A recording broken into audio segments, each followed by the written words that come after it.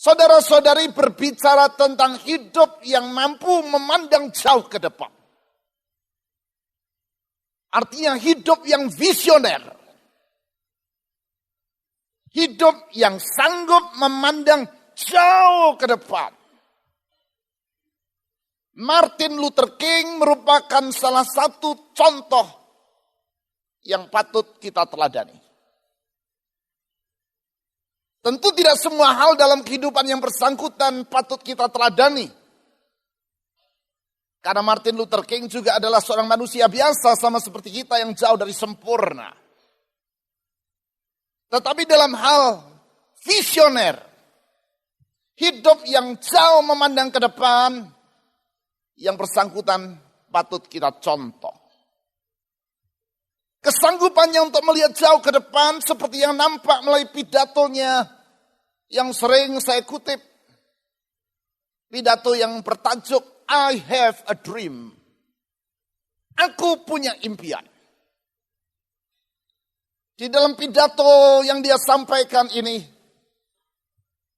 Gembala Gereja Baptis dari kota Montgomery, Alabama tadi, Martin Luther King menyampaikan apa yang menjadi cita-cita dalam dirinya. Yaitu suatu hari nanti di Amerika Serikat orang kulit hitam dapat duduk sejajar dengan orang kulit putih. Karena pada waktu ia menyampaikan pidatonya tersebut 50 tahun yang lampau, saat itu orang Amerika dapat dibagi menjadi dua bagian. Masyarakat kelas pertama orang kulit putih, masyarakat kelas 2 orang kulit hitam. Orang kulit hitam diremehkan, disepelekan, dan direndahkan. Mereka tidak boleh bersekolah bersama dengan orang kulit putih. Mereka tidak boleh duduk dalam bis bersama dengan orang kulit putih. Bahkan beribadah di gereja pun orang kulit putih dan orang kulit hitam dibedakan. Orang kulit hitam tidak boleh beribadah di gereja orang kulit putih. Orang kulit hitam punya gereja sendiri, orang kulit putih punya gereja sendiri. Acara-acara KKR juga dibedakan. Dipasang tali, itu orang kulit hitam, ini orang kulit putih. Tidak boleh duduk bersama. Dalam situasi seperti itu, Martin Luther King punya visi. Satu hari nanti, perbedaan warna kulit tidak boleh menjadi dasar pembedaan manusia. Dan saudara-saudari, kalau hari ini di Amerika Serikat, orang kulit putih dan orang kulit hitam duduk bersama, beribadah bersama, bersekolah bersama. Bahkan di Amerika dalam 2 periode mereka memiliki presiden dari latar belakang orang Afrika. Itu tak terlepas dari visi yang ada di dalam diri Martin Luther King. Sehingga kalau saudara ke Amerika, saudara akan dapati di berbagai kota besar, jalan-jalan yang diberi nama Jalan Martin Luther King. Martin Luther King Avenue, Martin Luther King Street, dan seperti itu. Sebagai penghargaan kepada yang bersangkutan. Dan setiap Senin ketiga bulan Januari, Amerika libur. Libur nasional untuk mengingat jasa dari Martin Luther King. Senin ketiga bulan Januari diberi nama Martin Luther King Day. Hari Martin Luther King. Kesadaran Martin Luther King tentang pentingnya hidup dengan memandang jauh ke depan. Hidup dengan tujuan. Hidup dengan tujuan yang jelas. Hidup dengan tujuan yang mulia. Dia paparkan dalam kalimat yang juga sering saya kutip. Kalimat yang berbunyi demikian. If a man has not found something he will die for, he isn't fit to live. Kalau seseorang belum menemukan sesuatu yang pantas dibayar dengan nyawanya, orang itu belum pantas untuk hidup. Sesuatu yang patut dibayar dengan nyawa. Itulah tujuan. tujuan hidup yang sedemikian mulia sehingga pantas dibayar dengan nyawa. Artinya dia berkata kalau orang belum punya tujuan hidup yang mulia, orang itu sesungguhnya tidak pantas untuk hidup. Artinya kalau orang belum punya tujuan hidup yang jelas dan sehat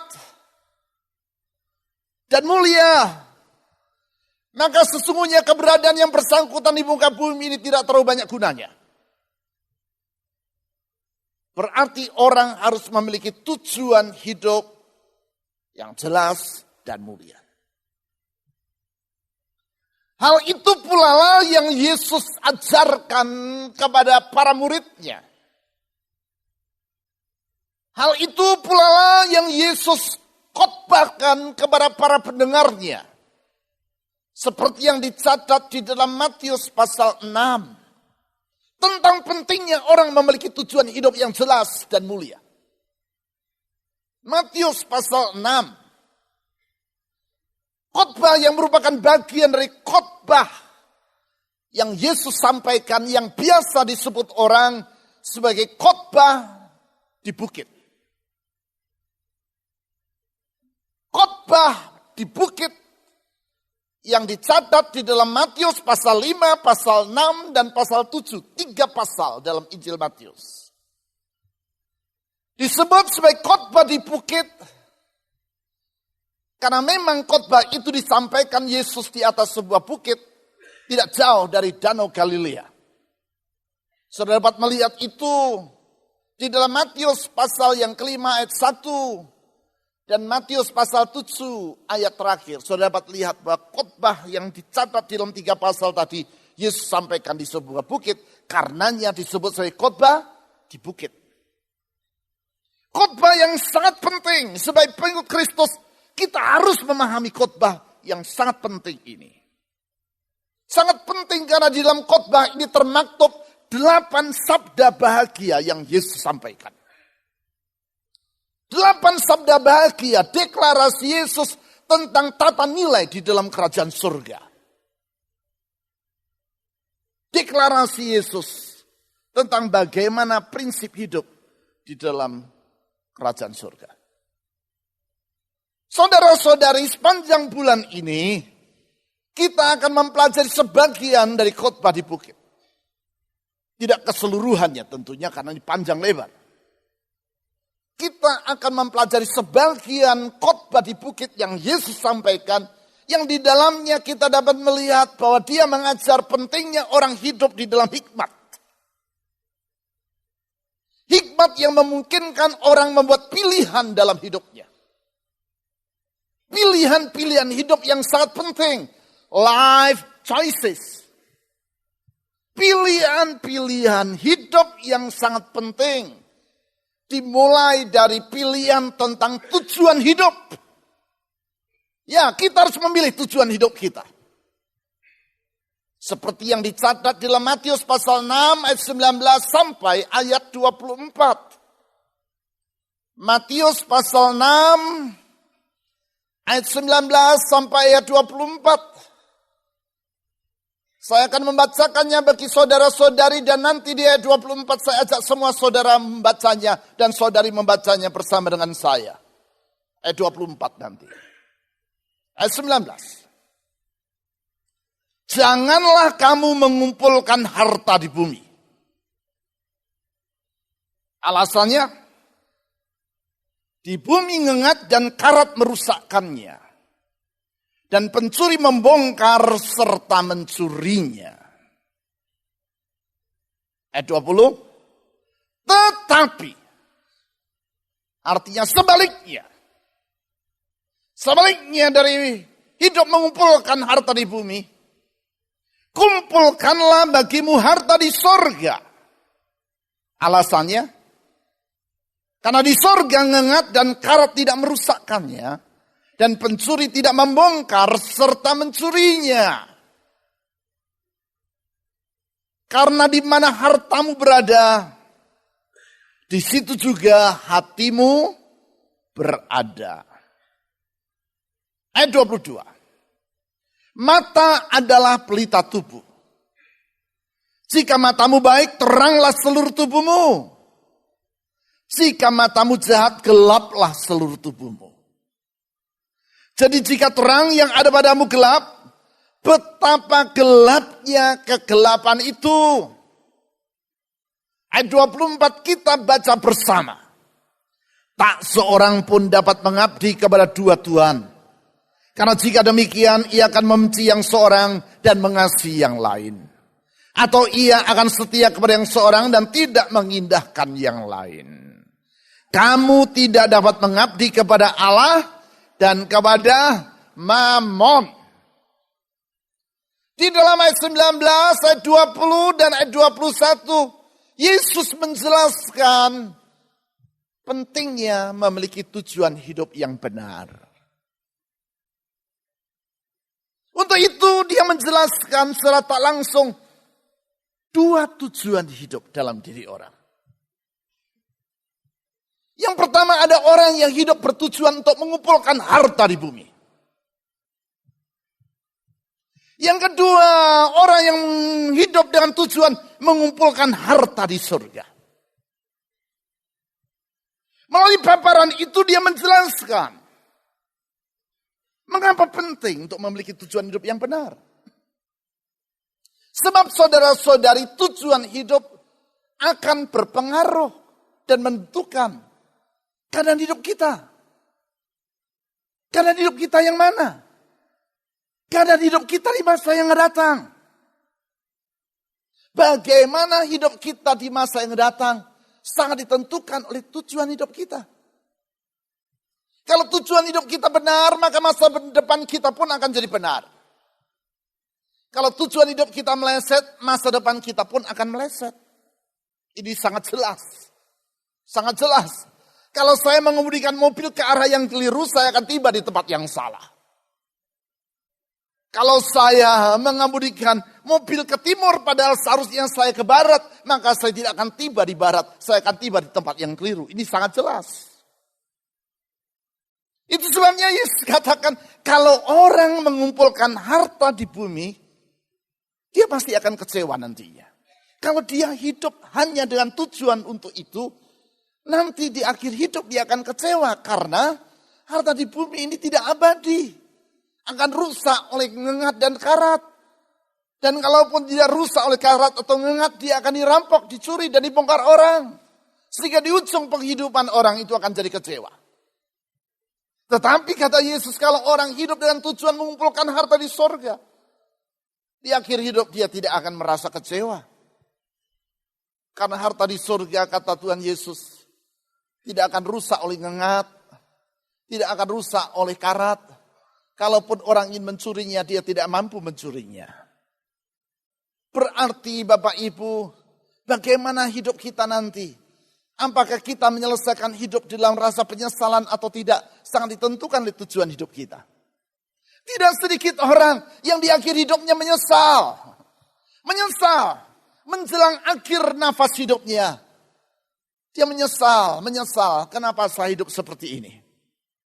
Kalau dia menoleh ke belakang, dia menyesal. Untuk jalan hidup yang dia telah lalui. Mengapa dia menyesal? Karena dia telah hidup dengan jalan yang salah. Atau arah hidup yang salah. Atau tujuan hidup yang salah. Tetapi kalau orang hidup dengan tujuan yang benar, di akhir hidup dia tidak akan menyesal. Dia bersyukur karena oleh anugerah Tuhan, dia dapat menjalani hidup sebagaimana yang seharusnya. Jadi, bagaimana akhir hidup ini? Apakah kita akhiri dalam penyesalan atau bukan? Sangat tergantung kepada tujuan hidup kita. Dan bukan hanya tujuan hidup ini akan menentukan keadaan kita di masa depan, juga tujuan hidup akan menentukan keadaan hidup kita di masa kini. Bagaimana hidup kita di masa sekarang?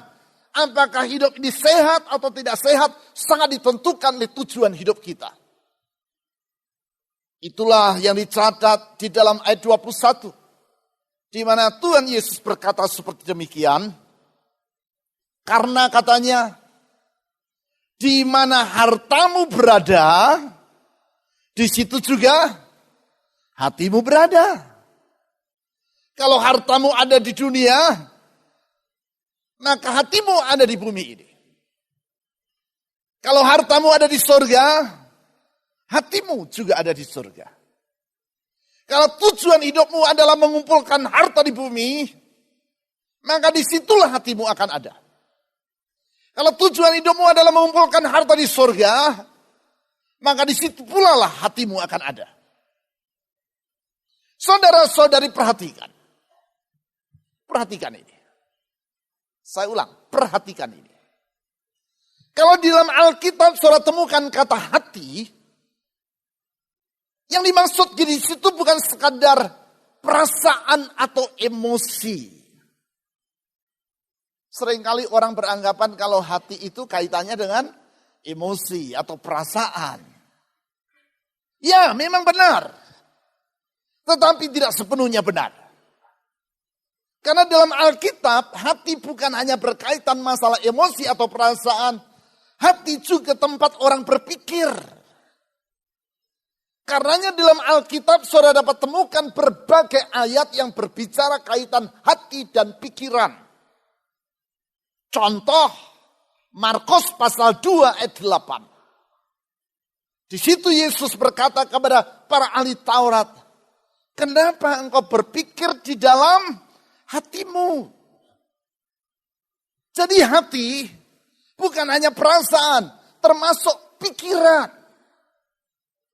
Sehingga kalau Yesus berkata di mana hartamu berada, di situ hatimu berada, dia juga berarti berkata di mana hartamu ada, di situ pikiranmu tertuju. Kalau orang hidup dengan tujuan hanya mengumpulkan harta di bumi, pikirannya pun hanya ada di bumi.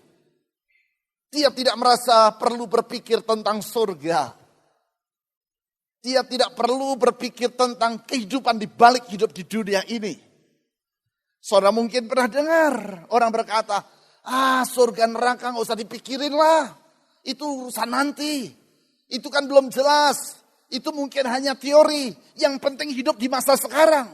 Yang penting bagaimana sekarang ini. Pernah saudara dengar kata-kata itu? Artinya bagi yang bersangkutan, nggak usah pikir surga. Yang penting sekarang ini. Kenapa pikirannya di situ? Karena tujuan hidupnya hanyalah untuk di bumi ini. Dan kalau orang tidak merasa perlu berpikir tentang kehidupan di balik hidup di dunia, maka dia tidak merasa perlu memberikan pertanggungjawab atas hidupnya kepada Tuhan. Urusan nanti aja. Yang penting sekarang senang. Itu. Dan saudara bisa bayangkan bagaimana cara hidup orang yang seperti itu. Karenanya saudara-saudari, tujuan hidup juga menentukan dan mempengaruhi bagaimana kehidupan kita di masa sekarang. Di sini pentingnya untuk memiliki tujuan hidup yang benar. Sebab tujuan hidup yang benar akan membuat kita tidak menyelesaikan hidup dengan penyesalan. Dan kita dapat mengisi hidup di masa sekarang dengan kehidupan yang sehat. Di sini pentingnya untuk membuat pilihan yang benar tentang tujuan hidup. Pilihan. Karena memang tujuan hidup merupakan pilihan. Pilihan itu sebabnya Yesus memaparkan kepada para pendengarnya. Ada dua tujuan hidup. Yang satu bertujuan mengumpulkan harta di bumi ini saja. Yang kedua bertujuan hidup mengumpulkan harta di surga. Kamu harus pilih salah satu di antaranya. Kita harus memilih saudara-saudari. Hidup ini merupakan pilihan. Hidup ini merupakan rangkaian pilihan. Sadar tidak sadar, suka tidak suka, semua kita harus membuat berbagai pilihan dalam hidup kita. Sepanjang hari ini entah berapa pilihan yang telah kita buat.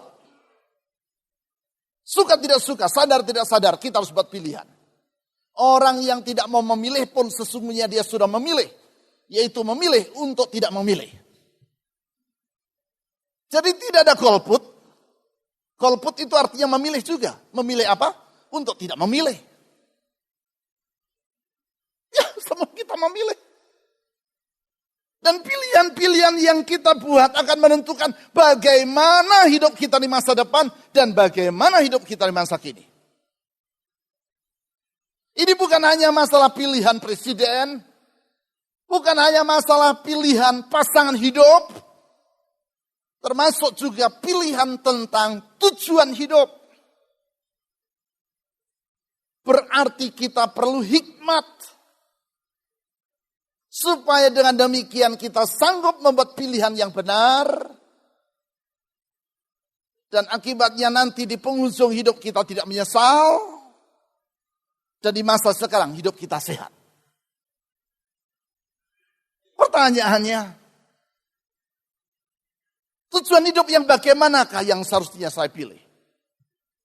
Pertanyaannya, tujuan hidup yang bagaimanakah yang sehat dan benar itu? Di dalam khotbah yang telah saya bacakan, yang disampaikan oleh Tuhan Yesus dicatat dalam Matius pasal 6, ayat 19 sampai 24. Tuhan Yesus bukan hanya memberitahu kepada para pendengarnya tentang pentingnya orang memiliki tujuan hidup yang benar. Dia juga memberikan penjelasan apakah tujuan hidup yang benar itu. Dia memberikan tolok ukur standar dari tujuan hidup yang benar. 3 tolok ukur dari tujuan hidup yang benar. Yang pertama, tujuan hidup yang benar. Di dalamnya mengandung nilai yang bersifat mulia. Memiliki nilai yang mulia, abadi. Tidak rusak oleh nyengat atau karat. Abadi. Bukan bersifat sementara. Sehingga tidak dapat rusak oleh karat atau nyengat. Abadi, mulia. Sehingga tidak terpengaruh oleh keadaan sekitar. Atau yang diistilahkan oleh Yesus sebagai dapat dibongkar dan dicuri orang. Tidak terpengaruh oleh keadaan sekitar. Saudara-saudari, kita tentu sangat memahami bahwa semua yang ada di dunia ini tidak abadi. Kekayaankah? Tidak abadi. Kedudukankah? Tidak abadi. Ketenarankah? Tidak abadi. Semua itu tidak abadi. Dan kalau itu yang menjadi tujuan hidup kita, maka sebenarnya kita sedang mengejar bayang-bayang yang sifatnya semu. Karena tidak abadi. Dan kalau itu yang kita kejar di akhir hidup, kita akan jadi kecewa. Karena ternyata yang kita kejar hanyalah fata morgana yang semu. Nilai yang abadi, nilai yang mulia. Mungkin ada yang bertanya, Pak, kalau begitu apakah saya tidak boleh bekerja mengumpulkan harta? Tergantung. Pak, apakah dengan begitu saya tidak boleh mencapai pangkat yang tinggi? Jawab saya, tergantung. Pak, apakah saya tidak boleh menjadi orang yang terkenal? Jawab saya, tergantung. Tergantung pada apa? Tergantung pada motivasi kita di balik semua upaya itu. Apa motivasi kita di dalam mengumpulkan harta? Apa motivasi kita di dalam meraih kedudukan yang tinggi? Apa motivasi kita untuk menjadi orang yang terkenal? Apa motivasi di balik semua itu? Kalau motivasi kita adalah supaya dengan demikian kita merasa puas dan bahagia, dan kita merasa diri kita berarti kalau saya sudah kaya, kalau saya sudah menjadi orang yang berpangkat tinggi, dan kalau saya sudah menjadi orang yang terkenal, maka saudara-saudari hidup kita akan berakhir dengan kekecewaan. Karena seperti yang tadi saya katakan, semua itu tidak abadi. Pangkat tidak abadi, harta tidak abadi, ketenaran tidak abadi. Di saat pangkat kita berakhir, di saat kedudukan kita selesai, kita merasa harga diri kita hilang. Kita merasa diri kita jadi tidak berharga lagi. Karena kita menaruhkan harga diri pada pangkat. Kita taruhkan harga diri pada kedudukan. Pada saat kedudukan kita selesai, kita kehilangan harga diri. Dan kalau orang kehilangan harga diri, dia tidak lagi mau ketemu orang. Cara pikir dan hidupnya jadi aneh-aneh. Biasa disebut orang sebagai apa? Post power syndrome. Tetapi, kalau kita meraih kedudukan yang tinggi, adalah karena kita mempertanggungjawabkan kepada Tuhan karunia, panggilan, talenta yang Dia berikan kepada kita. Dan kita mengembangkannya semaksimal mungkin sehingga orang menghargai kita dan orang memberikan jabatan kepada kita. Itu tidak salah. Alkitab memberi contoh bagaimana para pahlawan iman yang mendapatkan kedudukan yang tinggi. Yusuf menjadi orang nomor 2 di Mesir. Daniel menjadi raja muda di Mesir. Orang-orang yang hebat dengan kedudukan yang tinggi dan disebut sebagai pahlawan iman. Artinya boleh saja karena mereka mencapai kedudukan itu bukan demi mendapatkan harga diri. Tetapi sebagai pertanggungjawaban kepada Tuhan untuk karunia dan talenta yang Tuhan berikan kepada dirinya. Sehingga di akhir masa jabatan, sesudah kita tidak lagi menjabat, kita tidak kehilangan harga diri. Tidak karena harga diri kita bukan pada jabatan. Dan kita tahu kalaupun tidak menjabat kita tetap dapat mengembangkan talenta yang Tuhan berikan kepada kita. Saudara-saudari, tujuan hidup yang benar akan memiliki nilai yang bersifat mulia. Yang kedua, tujuan hidup yang benar akan mengakibatkan pola pikir yang sehat. Cara pikir jadi sehat. Kalau tujuan hidup kita sehat, cara pikir kita juga sehat. Kalau tujuan hidup kita meleset, cara pikir kita juga akan meleset. Itulah yang Yesus sebutkan dan dicatat dalam ayat 22 dan 23 dari Matius pasal 6. Dia katakan demikian. Mata adalah pelita tubuh. Jika matamu baik, teranglah seluruh tubuhmu. Jika matamu jahat, gelaplah seluruh tubuhmu. Tentu yang dimaksudkan oleh Yesus di sini bukan mata secara jasmani. Kalau matamu rabun, hidupmu gelap. Kalau matamu tidak rabun, hidupmu terang. Bukan itu tentunya yang dia maksudkan. Tetapi yang dia maksudkan adalah mata hati. Kalau mata hati itu dalam keadaan baik, hidup orang itu dalam keadaan terang. Kalau mata hati orang itu gelap, hidup orang itu gelap. Dan sungguh sangat gelap, kata Yesus. Saudara-saudari, mengapa ada orang mata gelap, mengapa ada orang tidak mata gelap? Tergantung tujuan hidupnya. Kalau hidup ini tujuannya tidak sehat, orang jadi mata gelap. Ya, kenapa KPK tidak kekurangan pasien? Kenapa KPK tidak henti-hentinya harus menghadapi para kliennya? Karena banyak orang mata gelap. Mata gelap. Kalau mata gelap dia tidak bisa bedakan. Jemuran sendiri dan jemuran tetangga dia tidak bisa bedakan. Jemuran tetangga dia anggap jemurannya sendiri. Dia embat, saudara-saudari. Karena mata gelap. Kalau mata gelap, orang tidak bisa bedakan. Ini harta negara atau harta warisan nenek moyang dia. Yang nggak bisa bedakan. Harta negara dia anggap itu sebagai harta dia sendiri. Sehingga dia gunakan semau-mau dia sendiri. Itu sebabnya KPK tidak kekurangan pekerjaan. Kenapa orang tidak bisa membedakan? Karena tujuan hidupnya. Karena tujuan hidupnya melenceng. Tujuan hidup yang keblinger membuat cara pikir orang keblinger. Kalau saja seluruh manusia di Indonesia ini tujuan hidupnya benar. Cara pikirnya pun akan jadi benar. Saat itu tidak perlu KPK saat itu. Kenapa sekarang masih perlu KPK? Karena banyak orang hidup dengan tujuan yang keliru. Sehingga cara pikirnya keblinger. Yang ketiga, tujuan hidup yang benar, tujuan hidup yang sehat, akan membuahkan relasi yang sehat. Relasi yang sehat dimulai dari relasi dengan Tuhan. Relasi dengan Tuhan sehat. Karena tujuan hidupnya sehat.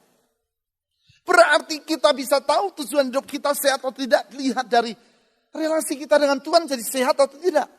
Kalau relasi kita dengan Tuhan semakin lama, semakin akrab, semakin intim, semakin dekat, itu artinya tujuan hidup kita sehat.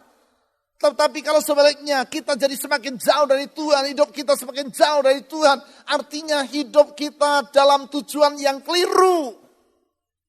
Itu yang Yesus katakan dalam ayat 24. Dia berkata demikian dalam ayat 24. Tak seorang pun dapat mengabdi kepada dua tuan.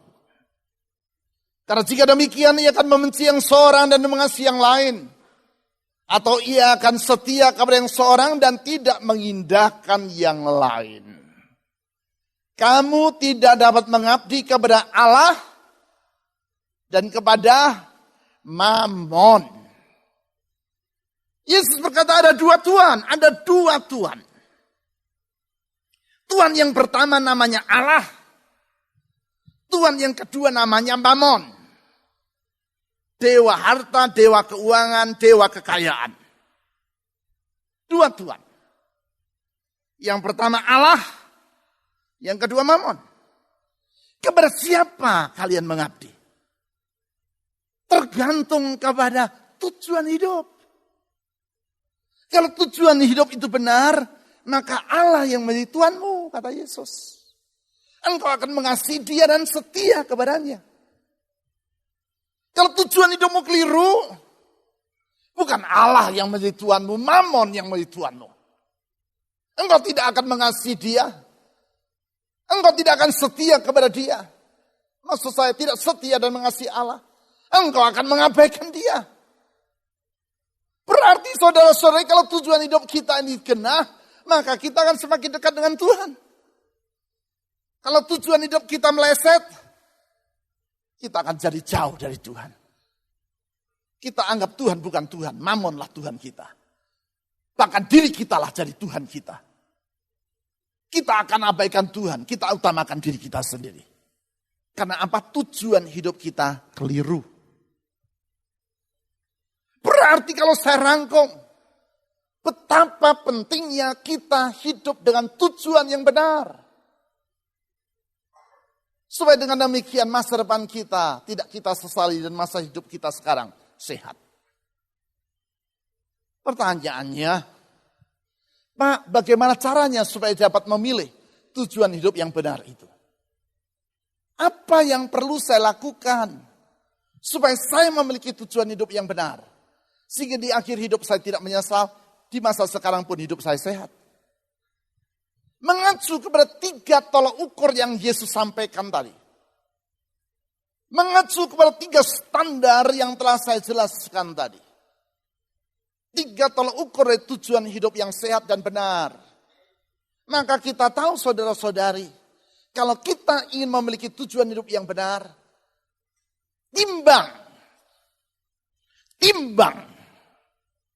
pertimbangkan tujuan hidup saudara. Sudahkah saudara memiliki tujuan hidup? Kalau sudah, timbang tujuan hidup itu. Dengan 3 tolak ukur tadi. Timbang, pertama, apa dampak dari tujuan hidup saudara terhadap tata nilai dalam diri saudara? Dampaknya terhadap tata nilai itu apa? Tata nilai, value system. Apa tata nilai? Cara orang memikir, cara orang menimbang, cara orang menganggap ini lebih bernilai dari yang lain. Pertimbangan orang mana yang lebih bernilai. Itu yang disebut dengan tata nilai. Mana yang lebih bernilai? Berlian atau batu kali? Itu namanya tata nilai. Ada orang yang beranggapan kejujuran lebih bernilai dibandingkan kekayaan. Kejujuran lebih penting dibandingkan kekayaan. Tetapi ada orang yang sebaliknya. Bagi dia kekayaan lebih penting daripada jujur. Bagi orang yang pertama tadi, saya rugi tidak apa-apa. Asal saya jujur dan tidak tipu orang. Bagi orang yang kedua, jujur itu urusan belakangan. Yang penting keruk harta sebanyak-banyaknya. Kalau perlu tipu orang juga tidak apa-apa. Beda tata nilainya. Ada orang tertentu yang beranggapan kerja rajin, kerja keras itu penting. Itu mulia. Itu berharga. Tapi bagi orang yang lain sebaliknya. Kenapa saya harus kerja keras? Yang paling penting itu hidup berleha-leha. Itu yang paling penting. Sehingga bagi dia kalau bisa dia hindari kerja keras. Kalau bisa dia hindari kerja rajin. Yang paling penting bagi dia hidup berleha-leha. Saudara-saudari, mengapa acap kali kerjasama dalam satu perusahaan berantakan? Karena beda tata nilai. Usaha dimulai bersama-sama, berkembang dan semakin maju. Pada titik tertentu, fungsi atau kerjasama itu berakhir. Kenapa berakhir? Karena beda tata nilai. Kalau yang satu berkata, saya harus jujur. Usaha kita harus jalankan dengan jujur. Rugi tidak apa-apa asal jujur. Yang satu berkata, lah kalau kita jujur terus kan rugi. Kita harus tipu-tipu sedikit supaya kita untung. Beda tata nilai, perusahaan pecah saudara-saudari. Karena apa? Beda tata nilai. Saya dapati tidak jarang rumah tangga bermasalah karena beda tata nilai. Bukan beda selera, bukan beda selera. Selera pedas, selera manis, bukan itu. Bukan itu. Bukan sekadar beda selera. Beda tata nilai. 30 tahun lebih saya melayani sebagai seorang gembala jemaat. Dalam kurun waktu 30 tahun lebih ini, entah berapa kali saya harus mencari, menyusul, dan menemukan suami atau istri yang kabur dari rumahnya. Sangat sering tidak, tapi berkali-kali pasti. Di antara sekian kali saya harus mencari suami yang kabur, menyusul istri yang kabur. Setidaknya 2 kali suami kabur dari rumah karena beda tata nilai dengan istrinya. Malam-malam Pak Bambang harus cari suami yang kabur itu, menemukan, membujuk dia pulang ke rumah. Kenapa dia kabur? Beda tata nilai. Bagi sang istri, kebersihan itu sangat penting. Bagi sang suami, kebersihan tidak terlalu sangat penting. Yang satu anggap bersih itu bernilai, yang satu anggap tidak bernilai. Bagi sang istri kebersihan itu sangat penting. Sehingga kalau masuk rumah, pulang kerja, sepatu harus dilepas. Karena sepatu sudah dipakai kemana saja, sudah kotor, tidak boleh masuk rumah.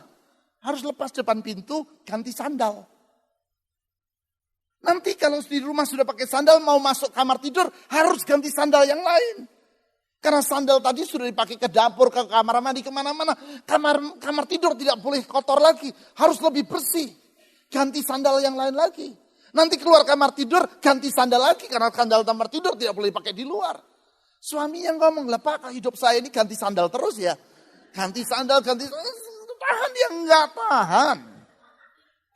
Kabur dia dari rumah. Ini bukan dongeng, ini kisah nyata. Saya harap yang ngalami itu tidak ada di sini, saya harap begitu. Ini kisah nyata, saudara-saudari. Mana yang benar, mana yang salah. Ini bukan masalah-masalah benar atau salah, masalah tata nilai. Tata nilai yang membuat orang jadi beda. Tata nilai termasuk masalah pakai anduk. Ini kasus nyata. Sang istri menghargai kebersihan luar biasa. Sang suami, usah terlalu pikir-pikir begitulah. Sehingga kalau selesai mandi pakai anduk ditaruh mana saja. Taruh atas sandaran kursi, taruh mana saja. Bagi si istri nggak bisa begitu. Harus bersih rapi. Dan saudara tahu cara menggantung anduk kan? Gantungan anduk itu kan ada kayu tiang-tiangnya begitu kan? Kalau suaminya gantung anduk ya dia taruh saja begitu. Istri nggak bisa, itu anduk kalau terlalu digantung begitu, itu anduk kan panjang, dekat lantai, 3 cm di atas lantai. Kalau dia 3 cm di atas lantai, kuman-kuman di lantai lompat semua ke anduk, nggak bisa. Cara pakai anduk, gantung anduk tidak boleh begitu. Gantung anduk itu disampirkan begini, naik lagi 2 kali begini, kalau bisa 3 kali, supaya agak tinggi dari lantai. Nah suaminya nggak tahan, sudah gantung anduk begitu terus. Kabur dari rumah, saudara-saudari. Kabur dari rumah hanya gara-gara begituan. Gara-gara apa? Beda tata nilai. Ya, tata nilai itu sangat penting, sangat penting. Dan apakah yang mempengaruhi tata nilai? Salah satunya tujuan hidup. Tujuan hidup akan menentukan apa tata nilai kita. Yang kedua, timbang dan timbang. Apakah tujuan hidup ini membuat cara pikir saya benar atau keblinger? Dampaknya terhadap tata pikir. Cara pikir. Tidak sedikit orang yang cara pikirnya keblinger. Saya sudah jelaskan. Yang benar dianggap tidak benar, yang tidak benar justru benar bagi dia. Karena cara pikir dia kebalik. Itu yang dihadapi oleh seorang utusan Injil, misionari yang bernama Don Richardson. Don Richardson melayani di Papua di akhir tahun 50, awal tahun 60. Dia masuk ke Papua melayani satu suku namanya suku Sawi. Pada waktu Don Richardson sampai di tengah suku ini, suku itu belum mengenal Kristus. Jangankan mengenal Kristus, mengenal dunia luar pun belum. Mereka masih hidup dalam dunia yang sangat gelap, tidak kenal dunia luar. Tidak ada jalan, tidak ada landasan pesawat di situ. Suku yang belum tahu dunia luar. Don bersama istri dan anaknya yang masih bayi dikirim ke tengah suku itu. Karena tidak ada jalan, tidak ada landasan pesawat, mereka dikirim dengan pesawat amfibi. Pesawat itu mendarat di sungai dengan sampan Don, istri, anak-anak, atau anaknya yang masih satu waktu itu masih bayi dengan perbekalan mendarat di pinggir sungai. Dan kemudian pesawat amfibi meninggalkan mereka. Don membuka tenda di pinggir sungai itu. Singkat cerita, dia mulai berkenalan dengan suku yang bingung kok ada orang warna kulit putih begini. Karena mereka tidak kenal dunia luar. Dia mulai berkenalan dengan suku Sawi. Setahun kemudian dia mulai belajar bahasa Sawi dan mulai menguasai sedikit bahasa Sawi. Sudah dia mulai menguasai bahasa Sawi, dia mulai bercerita kepada orang-orang Sawi tentang Kristus Yesus. Tentang kasih Tuhan dalam Yesus. Dia bercerita kasihnya begitu besar sehingga Yesus rela mengorbankan nyawanya mati di kayu salib. Karena dosa-dosa manusia. Dia bercerita dosa manusia seperti yang tergambarkan melalui pengkhianatan dari Yudas. Dengan menjual Yesus dan mengkhianati Yesus. Sementara dia bercerita, dan Richardson melihat. Pada waktu dia bercerita tentang Yesus tadi, orang-orang Sawi acuh tak acuh.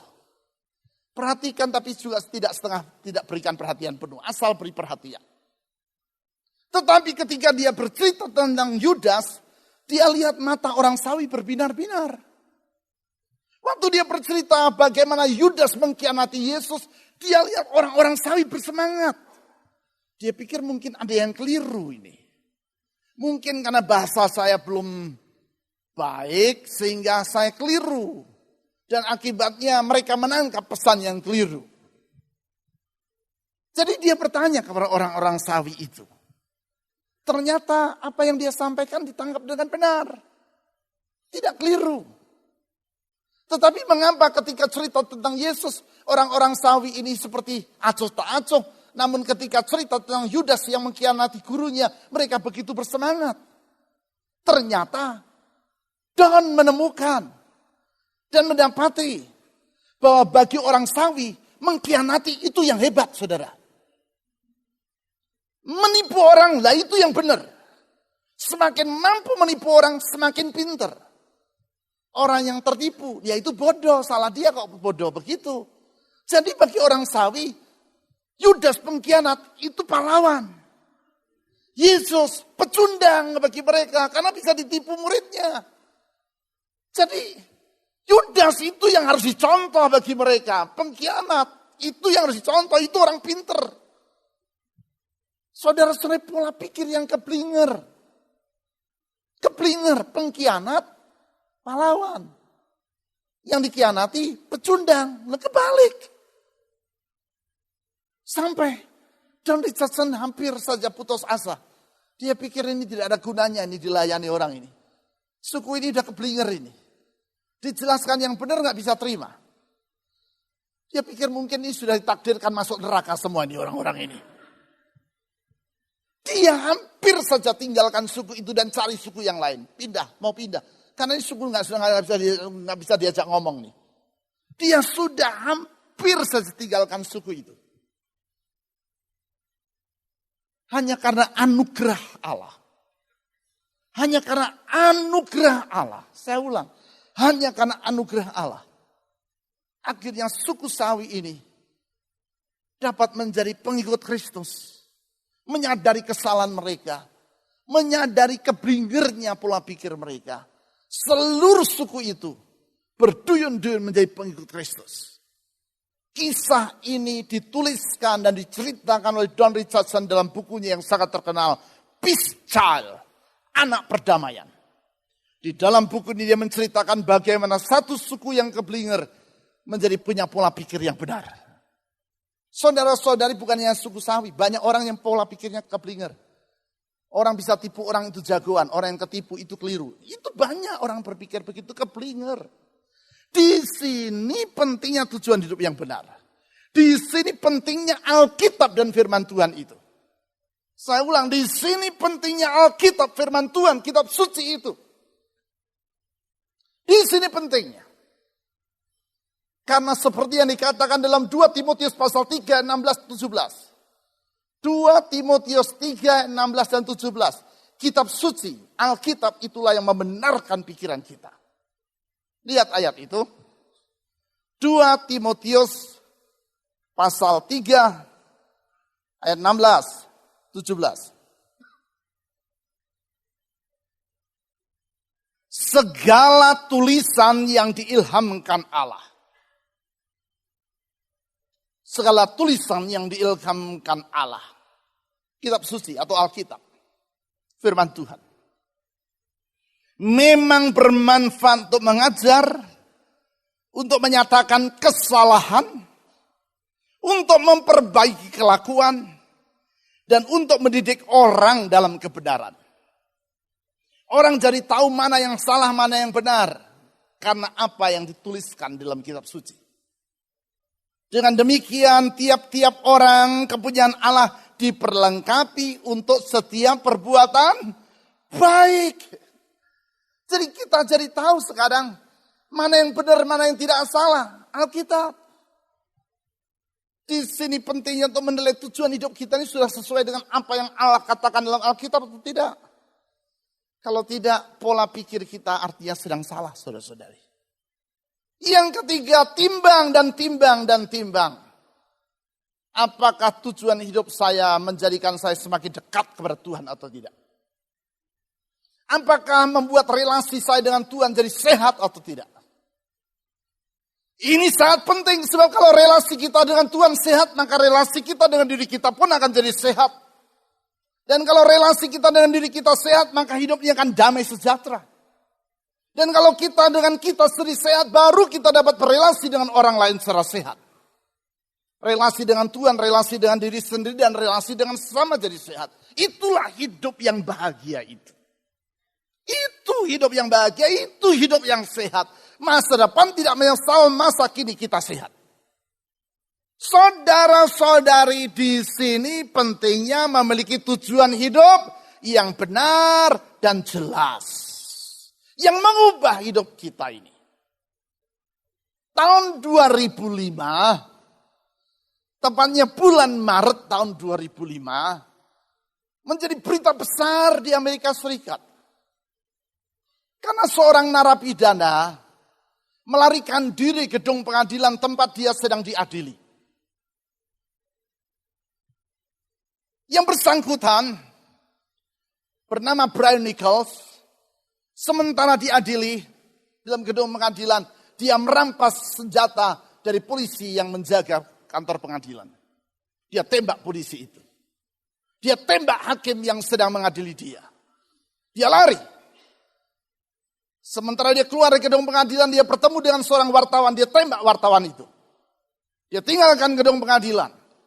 Di luar dia bertemu dengan seorang polisi yang lain, dia tembak polisi itu. 4 nyawa hilang. Dia larikan diri.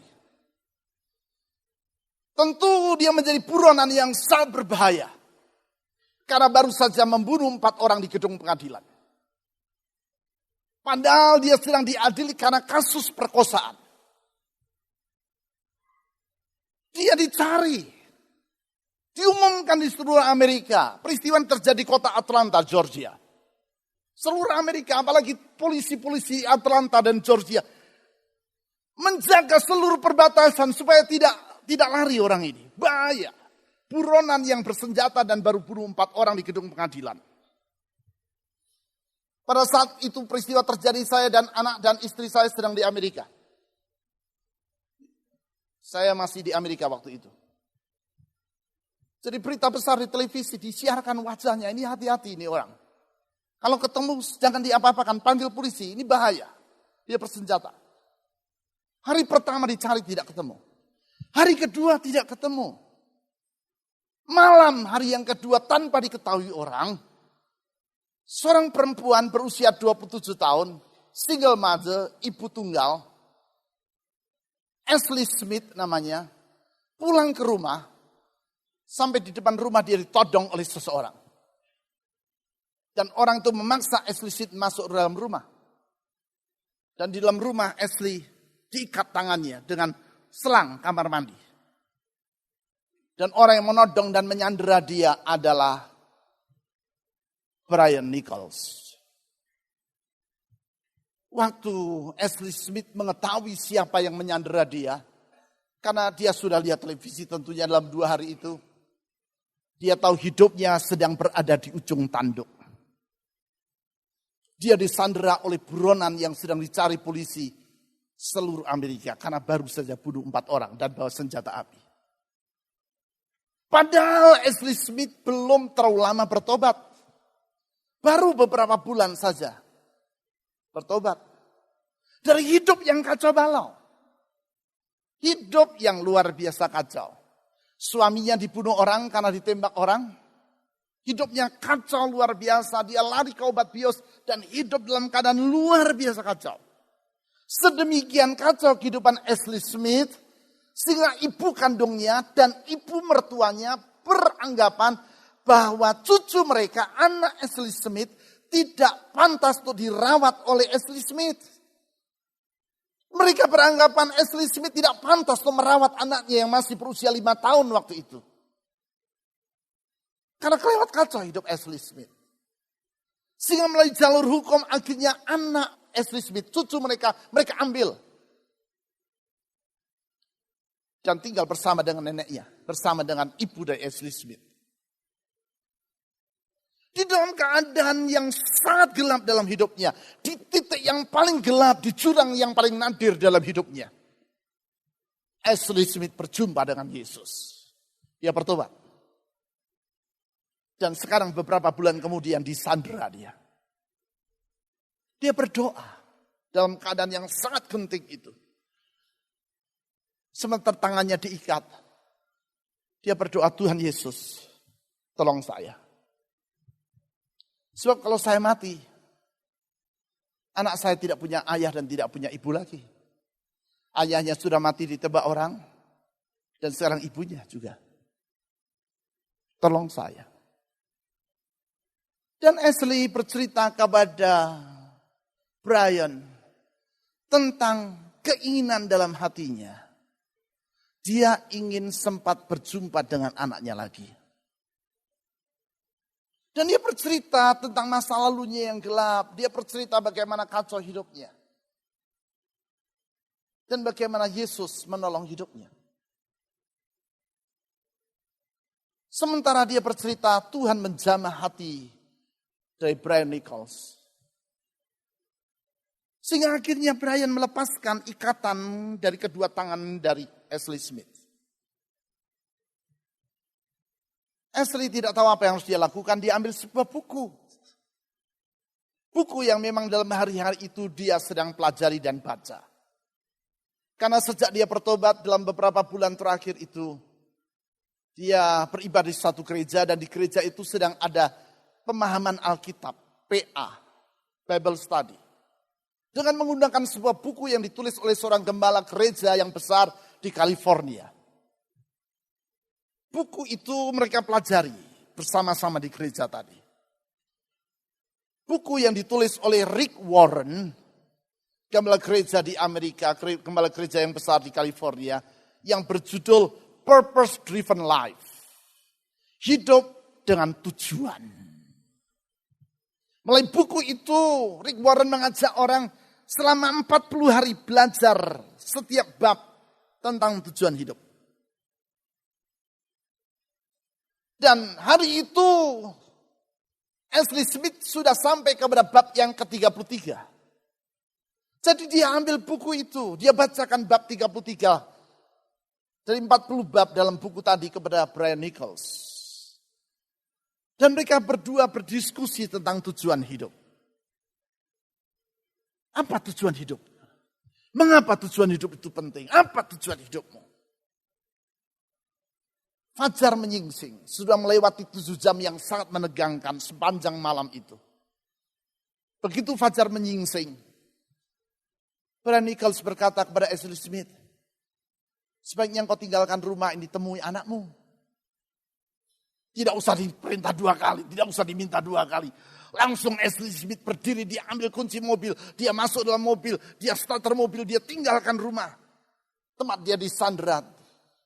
1 blok dari rumah dia telepon polisi, memberitahukan apa yang terjadi. Beberapa menit kemudian polisi yang sedang mencari ke seluruh penjuru Atlanta, keberadaan dari Brian Nichols, mengepung rumah dari Ashley Smith, mengepung Brian Nichols yang ada dalam rumah itu.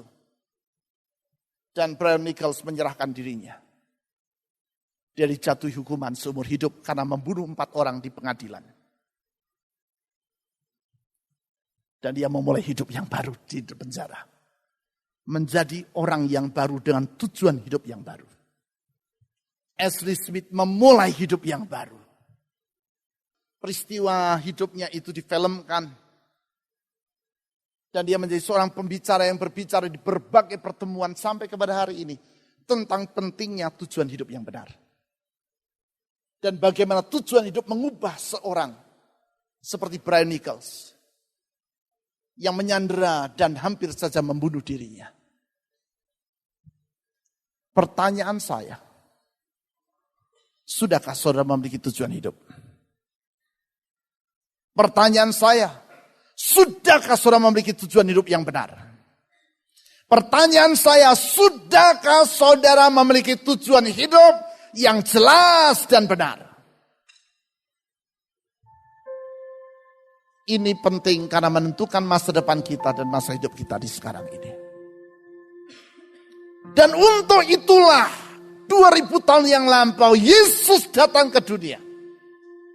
Dia pencipta langit dan bumi, penguasa alam semesta, merendahkan diri menjadi manusia yang hina.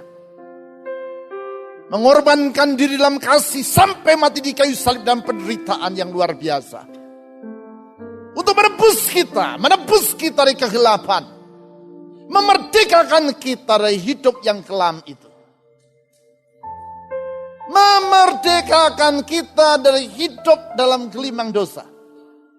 Memperdamaikan kita kembali dengan Allah. Memulihkan relasi kita dengan Allah Bapa. Dan mengubah pola pikir kita. Menanamkan tata nilai yang baru dalam hidup ini. Dan memberikan tujuan hidup yang benar dalam diri kita. Itulah kekristenan. Itulah makna dari kekristenan. Allah dalam kasih-Nya datang ke dunia berkorban sampai mati di kayu salib. Untuk menebus manusia dari kegelapan. Memperdamaikan manusia kembali dengan Allah. Mengubah pola pikir yang bersangkutan dengan pola pikir yang benar. Memberikan tata nilai yang sehat dalam hidup manusia. Dan memberikan tujuan hidup yang baru dalam hidupnya. Sehingga sama seperti yang dikatakan oleh Rasul Paulus. Barang siapa di dalam Kristus, dia adalah ciptaan yang baru. Mengapa baru? Karena relasinya dengan Allah dipulihkan. Cara pikirnya menjadi baru, sehat. Tata nilainya jadi benar, sehat. Dan punya tujuan hidup yang baru, yang sehat. Siapa dalam Kristus, dia adalah ciptaan yang baru. Yang lama sudah berlalu. Cara pikir yang keblinger berlalu. Tata nilai yang keliru berlalu. Tujuan hidup yang melenceng berlalu. Dan lihat, yang baru sudah datang, kata Yesus. Itulah kasih Kristus. Yang menghapuskan masa lalu dan memberi